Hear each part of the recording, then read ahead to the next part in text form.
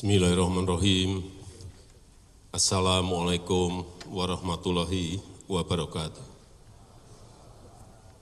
Selamat sore, salam sejahtera bagi kita semuanya. Om Swastiastu, Namo Buddhaya, salam kebajikan. Yang saya hormati Wakil Presiden ke-10 dan ke-12 Bapak Haji Muhammad Yusuf Kalla, saya tadi belum ketemu.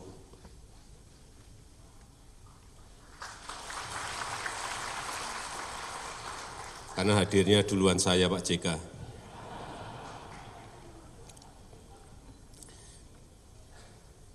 Yang saya hormati, yang mulia para dubes, para duta besar negara-negara sahabat, para menteri Kabinet Indonesia Maju, Pak Menko Perekonomian, Pak Menteri Perdagangan, Pak Menteri Kesehatan. Yang saya hormati Ketua Umum APindo Masa Bakti 2023-2028,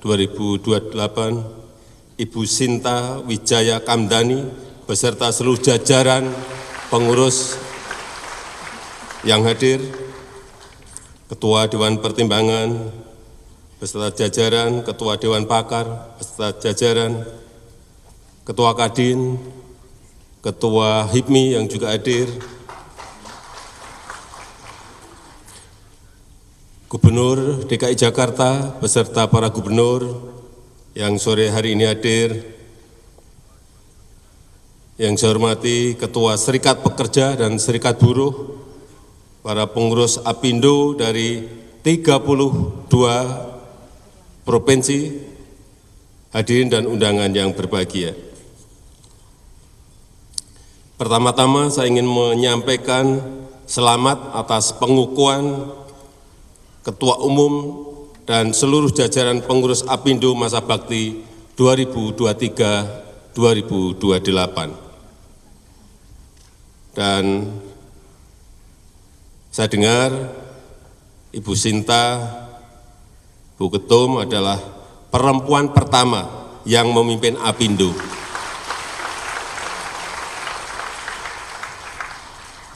Dan memang selalu ada yang pertama dalam setiap hal. Dan di APindo, Ketua Umum perempuan pertama adalah Bu Sinta. Dan ini bisa menjadi awal yang baik. Karena saya dengar tadi, saya senang yang disampaikan Bu Sinta tadi, yang pertama urusan stunting.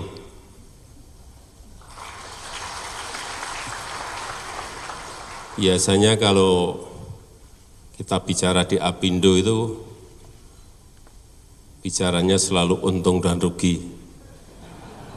Profitnya berapa, cuannya berapa. Tapi sore hari ini saya senang APindo berbicara mengenai stunting. Dan saya harapkan nanti Kadin, HIPMI juga ikut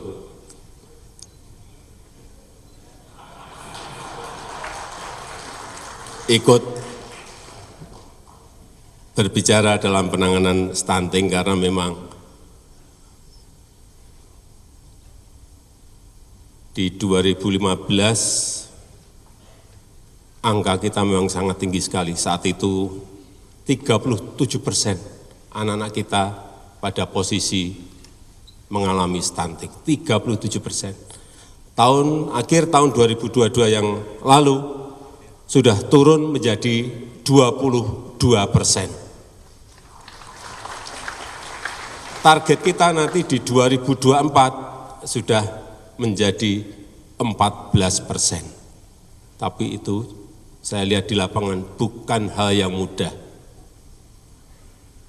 Tapi saya yakin kesulitan dan ketidakmudahan itu akan bisa, targetnya bisa kita raih apabila ada partisipasi dari para pengusaha. Dan saya mengapresiasi sekali lagi APindo dalam hal urusan stunting ini.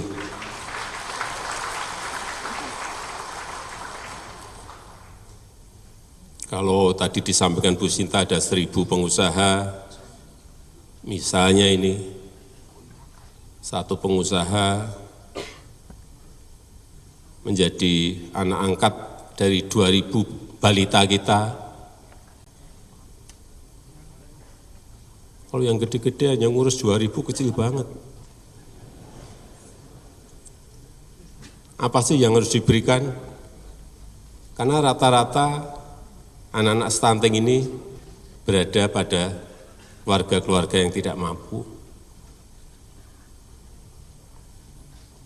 Berikan telur, berikan ikan, berikan daging ayam, berikan daging, berikan sayur, dan bukan sebuah hal yang besar hanya. Tapi rutinitas memang rutin harus dilakukan. Biasanya kalau rutin sudah dilakukan, itu ditimbang setiap bulan itu kelihatan. Cepat kelihatan hasilnya kalau konsisten.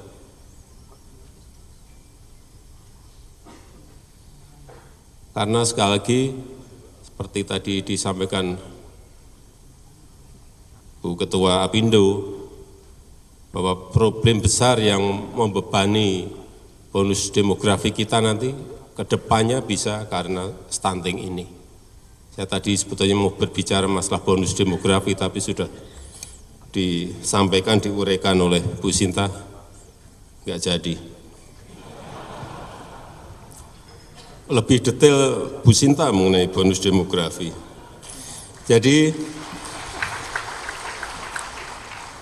sore hari ini saya akan berbicara sekali lagi, ini saya ulang-ulang mengenai hilirisasi.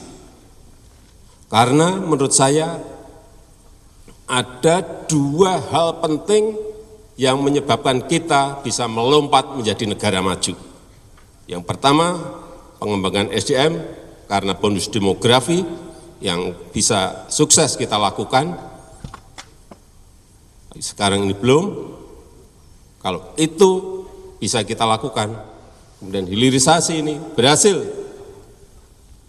untuk semua mineral, perkebunan, pertanian, perikanan, semuanya bisa dihilirisasi. Kalau hitungannya World Bank, McKinsey, IMF, OECD, itu di 2040 sampai 2045, saya yakin ini bisa agak maju. Oleh sebab itu,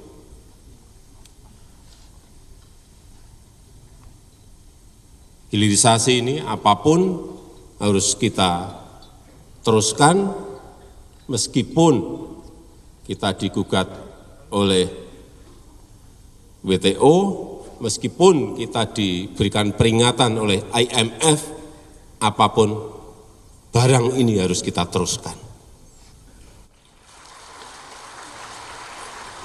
Karena kalau kita lihat, saya berikan contoh saja urusan nikel.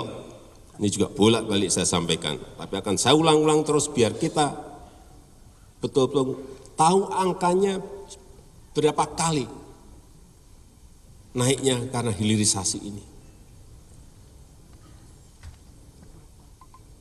Urusan yang berkaitan dengan pembukaan lapangan kerja. Karena hilirisasi di Sulteng. Sebelum hilirisasi hanya 1.800 tenaga kerja yang terangkut di dalam pengolahan nikel. Setelah hilirisasi menjadi 71.500 tenaga kerja yang bisa bekerja karena adanya hilirisasi nikel di Sulteng. Kemudian di Maluku Utara, Malut, sebelum hilirisasi hanya 500 orang. Setelah hilirisasi menjadi 45.600 pekerja yang bisa bekerja di hilirisasi nikel yang ada di sana. Kemudian kalau kita lihat, ini untuk seluruh produk turunan nikel, tidak hanya besi baja saja. Yang dulu yang saya sampaikan 1,1 miliar US dollar itu hanya besi baja. Ini seluruh produk turunan nikel. 2014-2015 ke sana, kita ekspor bahan mentah, itu hanya menghasilkan 2,1 billion US dollar, kurang lebih 31 triliun. Setelah hilirisasi menjadi 510 triliun. Kembali lagi, dari 2,1 billion US dollar melompat menjadi 33,8 billion US dollar. Berarti melompatnya berapa kali? Ini baru beberapa turunan saja. Kalau nanti turunannya bisa berkembang ke turunan-turunan yang lain, derivatif yang lainnya, Bapak, Ibu, dan saudara-saudara sekalian bisa membayangkan berapa angka yang akan muncul. Dan ini baru nikel.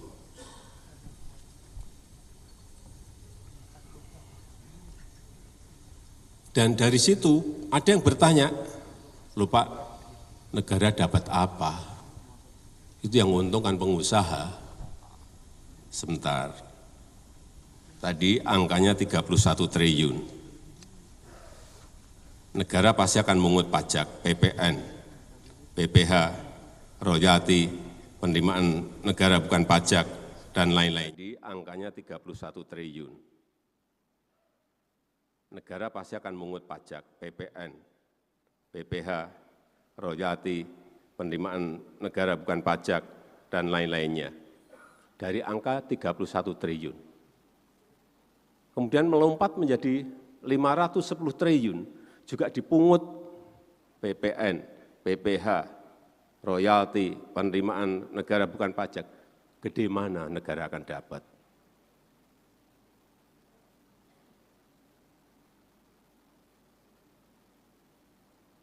Saya sebetulnya mau membuka yang di Morowali itu negara dapat berapa, tapi ini rahasia dari Dirjen Pajak.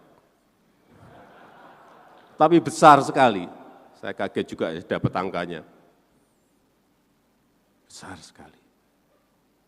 Ini sekali lagi baru urusan nikel.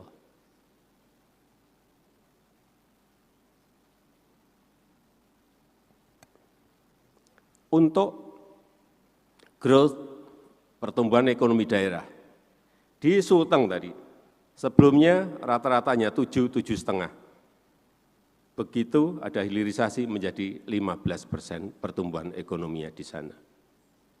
Di Maluku Utara, sebelumnya rata-rata 5,7%. Setelah hilirisasi 23%. Kalau semua provinsi growth-nya seperti itu, Bapak Ibu bisa bayangkan, agregat dari semuanya menjadi pertumbuhan ekonomi nasional kita akan berapa?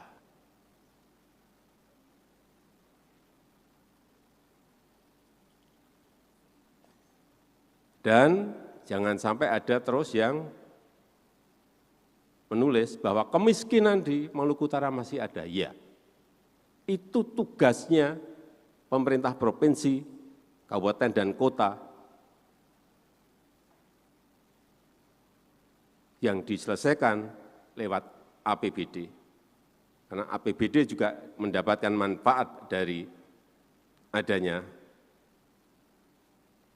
perusahaan-perusahaan yang ada di sana. Atau saya selalu menyampaikan kepada pemerintah daerah untuk meminta kepada perusahaan-perusahaan itu, misalnya cateringnya biar dikerjakan oleh pengusaha UMKM di daerah. Suplai sayurnya, suplai telurnya, suplai dagingnya, semuanya diberikan kepada pengusaha-pengusaha kecil yang ada di daerah. Ini akan menumbuhkan ekonomi di daerah di mana ada hilirisasi itu. Oleh sebab itu, kita tidak hanya berhenti di nikel. Kita akan terus ke tembaga, terus ke boksit, terus ke timah, dan nilai tambah itu akan semakin besar dari program hilirisasi ini. Dan tidak hanya berhenti di mineral saja, tetapi juga perkebunan dan kelautan. Yang ini berdasarkan hitung-hitungan kami, ini akan mengangkut UMKM, petani, nelayan. Kalau mereka diberikan akses akan menghasilkan produk-produk yang bernilai tambah melalui rumah produksi bersama. Memang ini harus ada yang mengkonsolidasikan. Jadi sekali lagi tidak hanya jualan terus-menerus jualan mentan saja. Perbankan sudah saya sampaikan, akses pembiayaan berikan kepada mereka. Kemudian rakyat biasanya itu kalau berproduksi ragu itu, kepastian off-taker-nya itu siapa, itu juga harus dipastikan. Yang ketiga, kalau ada transfer teknologinya, meskipun teknologi yang awal, yang sederhana, tapi mereka harus diberikan. Karena kalau kita lihat, saya berikan contoh kelapa saja, kelapa. Indonesia ini penghasil terbesar kelapa di dunia. Petani ada 4,1 juta KK yang menjadi petani kelapa.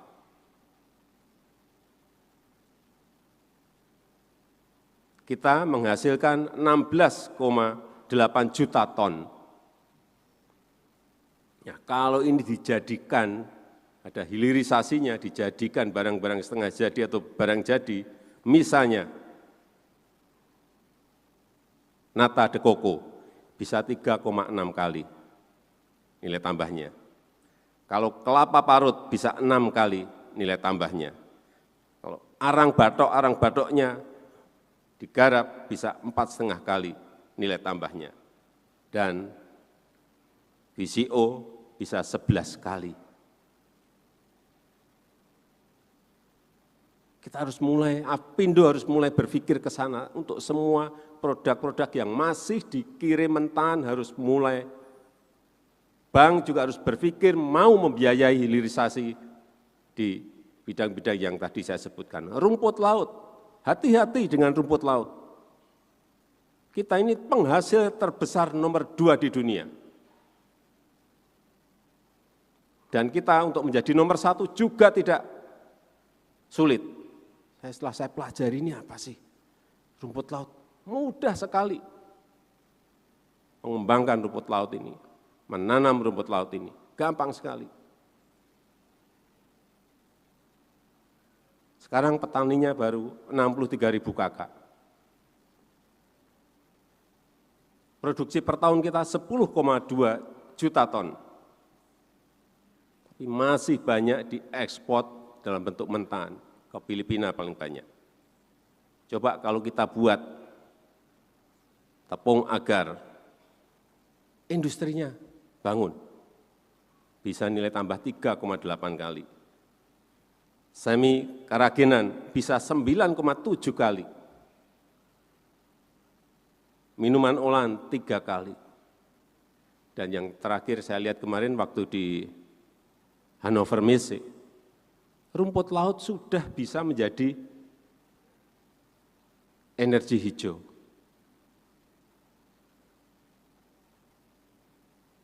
Bisa menjadi bioetanol.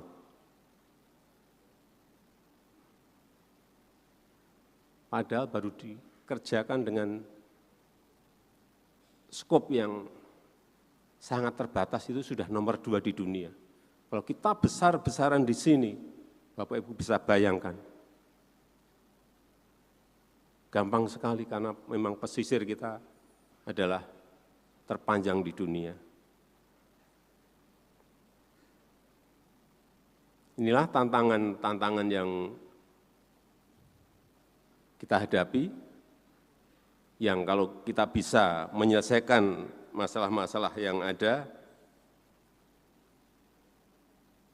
di lapangan, dan itu biasanya tugasnya pengusaha. Pengusaha itu kalau ada tantangan senang banget, tapi juga kalau ada untungnya. Kalau tantangan saja nggak ada untungnya juga biasanya pengusaha nggak mau. Ada tantangan, ada cuannya, pasti akan berbondong-bondong.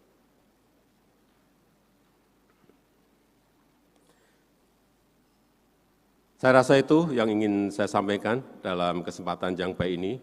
Dan tadi lembaga-lembaga internasional yang saya sampaikan membisikkan kepada saya, Presiden Jokowi, kesempatan Indonesia itu berada di 13 tahun ke depan. Karena di situ ada bonus demografi, di situ kita mendapatkan hilirisasi, lompatannya akan muncul di 13 tahun ini. Oleh sebab itu, saya sampaikan dan ini saya ulang di mana-mana, kepemimpinan di 2024, kepemimpinan nasional di 2024, kepemimpinan nasional di 2029, kepemimpinan nasional di 2034, itu sangat menentukan Indonesia ini bisa melompat maju atau tidak.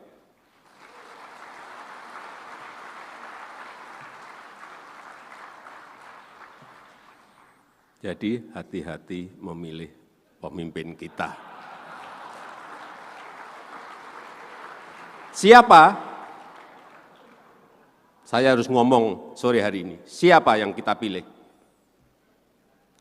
Kedaulatan ada di tangan rakyat. Terima kasih. Wassalamualaikum warahmatullahi wabarakatuh.